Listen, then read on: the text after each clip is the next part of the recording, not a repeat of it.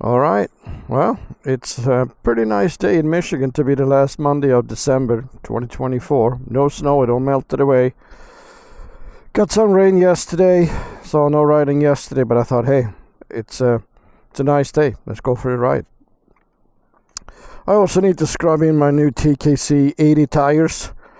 They can be a little slippery the first couple of miles or so I thought I'd go out and do a few turns and just scrub them in. And well, you can see the panniers are still missing on the bike, so BMW still have not made the side panniers available for some reason. Seems like that would have been a good idea to have that launched when you launch the bike, but I'm sure it's coming, hopefully in January. If not, I have to go and find an aftermarket alternative. I already ordered a top box from Lone Rider, and I ordered a new the metal type or the casting luggage rack from BMW, which I haven't got yet either, but hopefully I get that here after New Year so I can install that. And then when I get the Lone Rider bag, I put that on. At least I have a top box in that case.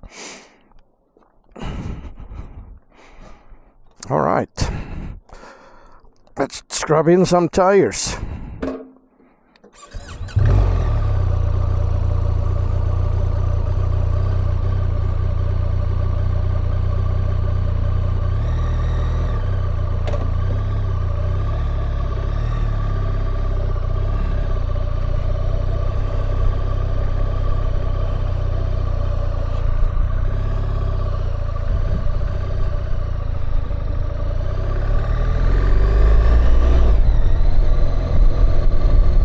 I let my phone stay connected to the camera today.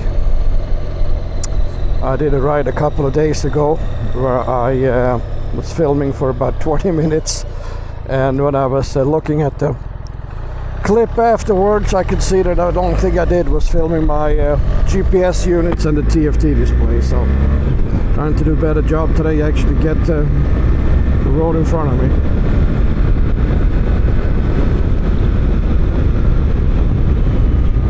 Get the heated grips on, and maybe the seat as well.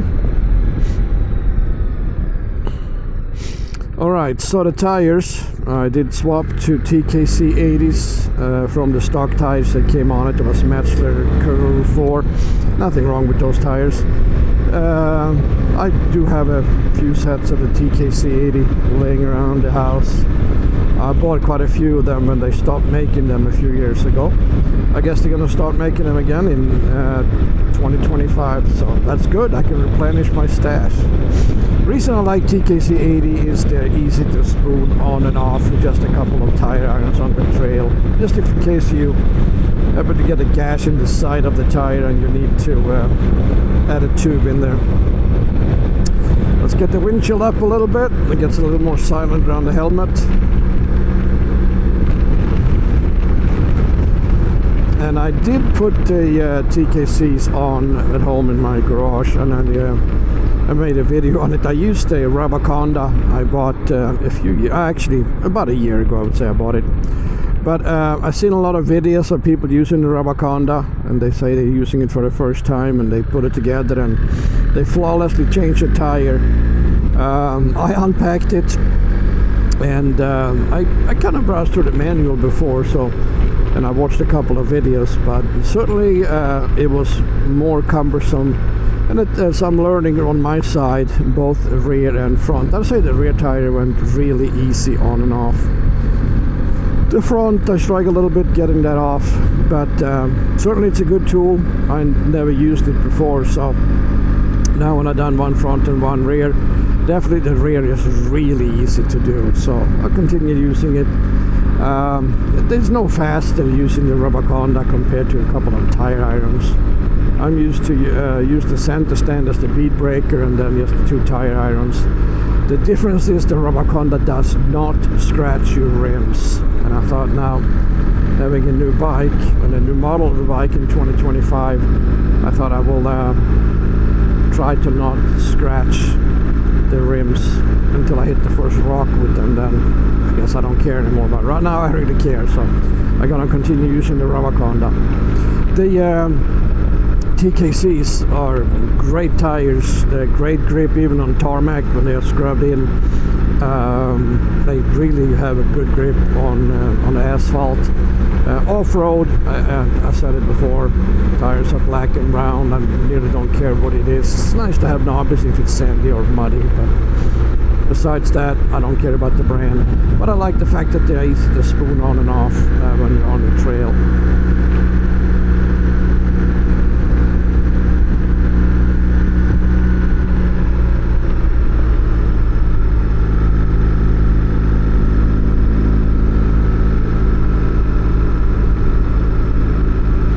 So this is nice weather in Michigan. It's 48 degrees. It's not cold. As you can see, I'm wearing motocross gloves and I don't have any of the hippo hands on. I just have the standard protection that comes with the bike. I'm also going pretty slow. I'm going 45 miles an hour. So if I would be going on the highway, I would definitely have the hippo hands on. I still ride with the motocross gloves. If you have the hippo hands on, that's more than enough. And in that case, I would also plug in my heated vest.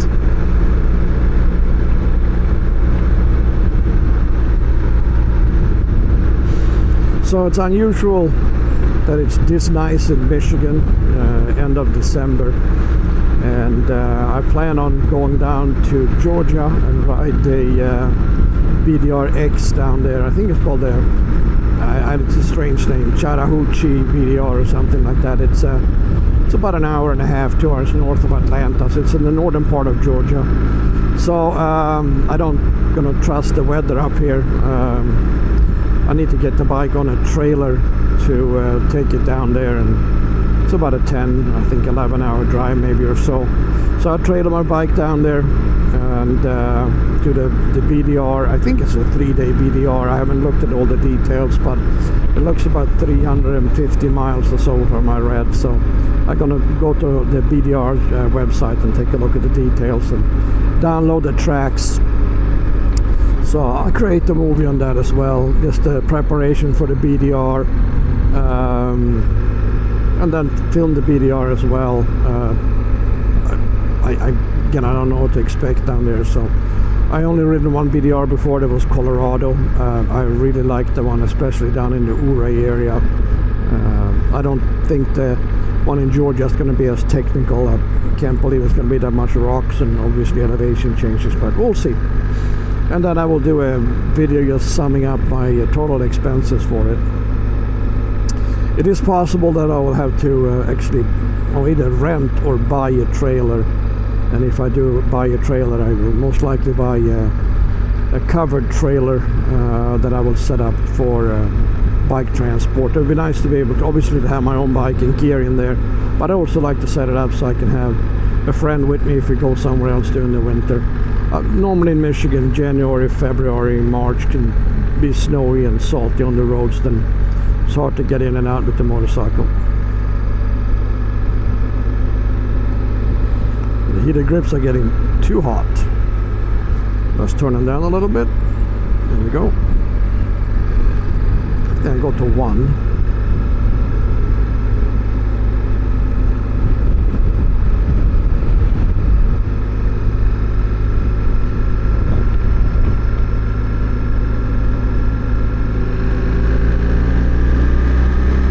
I wish it was a little curvier. I like to scrub in both sides of the TKC, it's not just the center of it. Maybe if I can find a good gravel road up here to do some scrubbing in would be even better.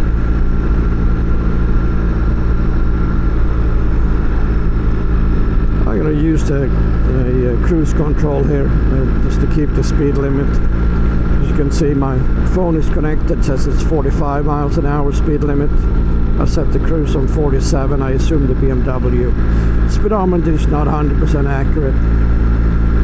And I have the cruise control in the ACC mode, so it means that actually keeping the distance to the vehicles in front of me. And I actually really like it. I didn't think I would like it on this bike.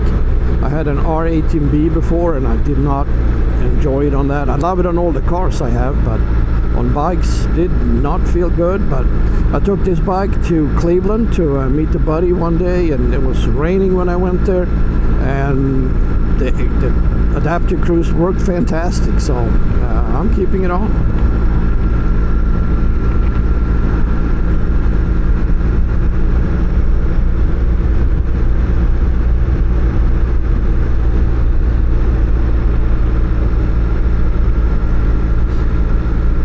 And as you can see, I'm not sure if you can see it, but you see my tire pressure up there, 40 in the front and 44 in the rear.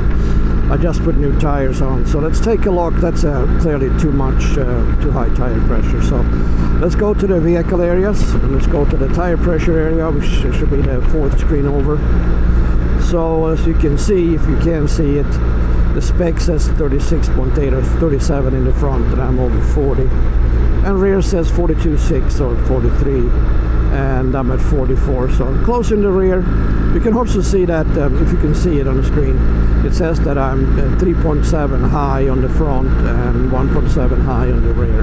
So it's really helpful.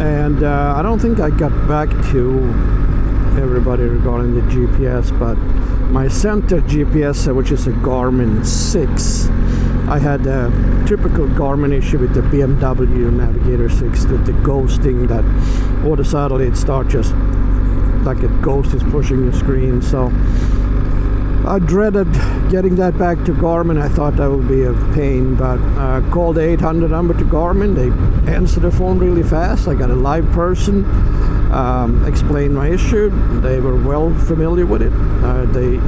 While I was on the phone with the guy, he emailed me a UPS label. So I printed it out, packed out the GPS, and sent it into Garmin.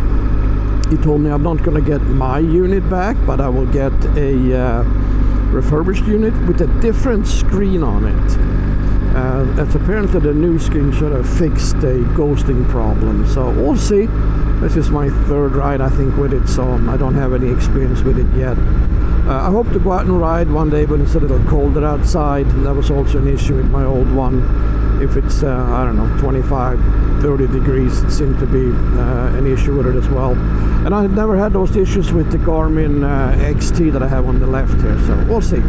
So far, so good. And I was really happy with the service on Garmin. It didn't cost me anything. I came back, they kept me updated with emails, and I got my GPS back, and it even came with the new cover for it. So as long as I don't have to send it back again, I'm really happy with it. They did say that this option is not available if you don't already own a unit, so you can't buy the new a new version of the BMW Navigator 6. You have to own one and send it in for a replacement, so there's no chance to actually buy it. And I don't know if I would buy it. It's an expensive GPS unit, $900 or so, because it says BMW on it. I really like the XT I have here, and the XT2 seems really good too, with the some updated functions to it. So if this doesn't work, I think I might look at getting another Garmin XT or XT2 and install that up here instead. And the reason I have two GPS units is that I like to be able to, number one, when I stand up riding off-road, I like to be able to turn this so I can see it standing up. And I also like to download the tracks on both units and have this one zoomed in so I can clearly see where I'm going on the track, and this one a little zoomed out to get a better overview of the area I'm riding, just for orientation purposes. Man, it's a nice day to ride.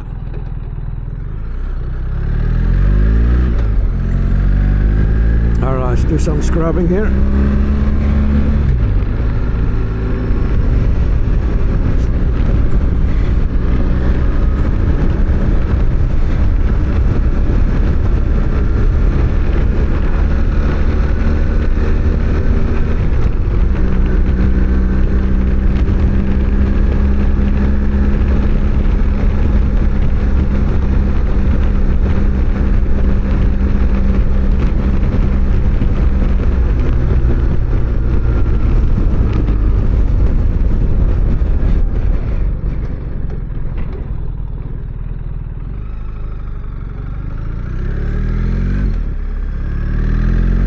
Like I mentioned earlier, before we took off here, I'm waiting for the panniers, and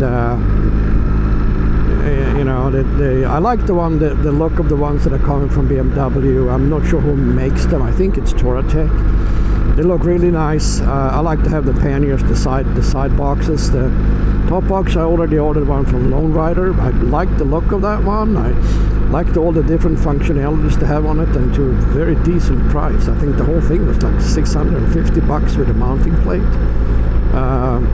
which is really good. But I do like to have the BMW panniers for the side. They look good. I would obviously expect the BMW, when they launched the bike, that they were ready with the accessories as well. The 1300 Adventure is, most people don't take them off-road. Most people don't take them even on gravel road, which is not off-road. They use it as a travel bike, which is a great travel bike, but you gotta have luggage for it. So I think if BMW doesn't get their bags out to the dealers and to the customers in January, well, first of all, I'll be really disappointed, but second of all, they're gonna miss a lot of sales. Aftermarket companies are already making bags for it. I saw one company in Germany that already have aluminum panniers available for it. I didn't like the locking mechanism as much as I like the one that BMW made. It's a sleeker design on the BMW bags, but worst case scenario, I would go with something like that. I also like to have a soft bag option, like a Moscow Moto, for example, or Lone Rider. Off-road, it's nice to have soft bags for a couple of reasons.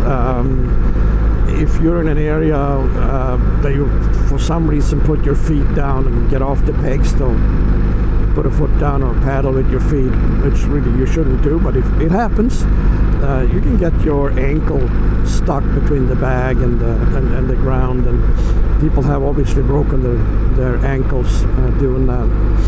At one time, I also went on some single tracks with the previous BMW GSA I had, and it was pretty tight, high grass, and I had aluminum panniers on, and I made a left turn, just a 90-degree turn, because the trail was turning. What I didn't see was the tree stump in the high grass to my left, so I did hit it, not at a very high speed, but high enough to stop me and the bike. I didn't fly off the bike, but that was not a graceful stop, and the pannier got about 4 inches shorter. It really just pushed it right in. Mounts were fine, lid was bent, and the front end of it was bent. To my surprise, I actually stopped at the Ace Hardware and just bought a $20 rubber mallet on my way home, and just banged it out, and straightened the lid when I came home, and you couldn't tell from the outside that what had happened to it. So it was never 100% waterproof anyway, and it was less waterproof after that. So, but that's another reason I like the soft bags off-road. And I had a couple of the Moscow bags in my past, and I like the design. They look cool, but they also work really well, and they're really sturdy. So hopefully Moscow come up with something I can use, or Lone Rider. They have a lot of new products coming out that I didn't see in the first few years with them, but now with their new lights, panniers, bags, they have a really complete line of products for, I call it adventure riding, but all kinds of riding.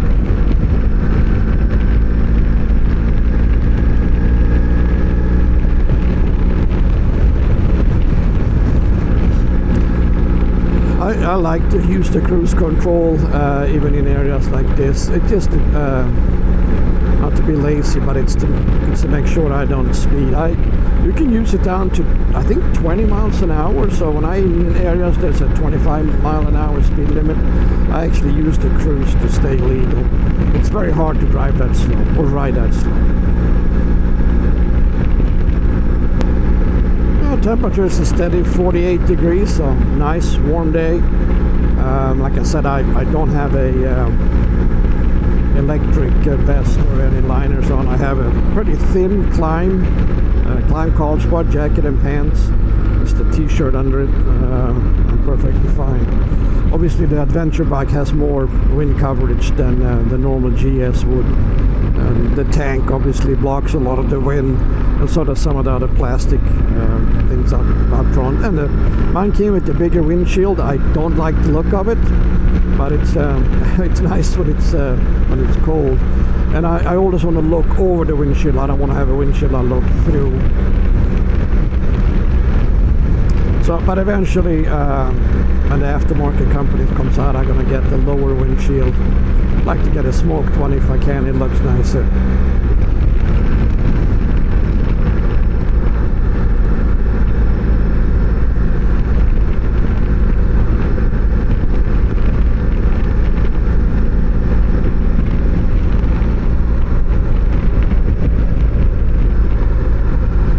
The only reason I'm doing this wavy stuff, I know it looks stupid, I'm just trying to get a little bit more of the tire scrub in the ground.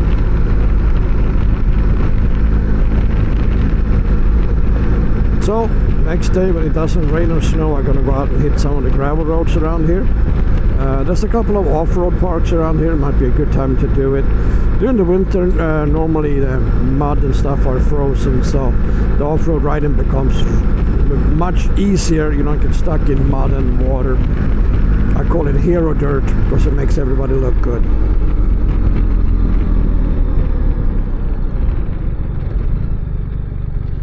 I'm also glad to see that the tire pressure sensors, ABS sensors, all that stuff works.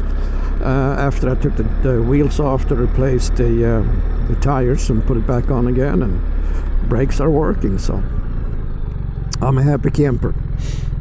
Thanks for watching. I appreciate it. And if you like the content, please consider subscribing and like the video. Thank you.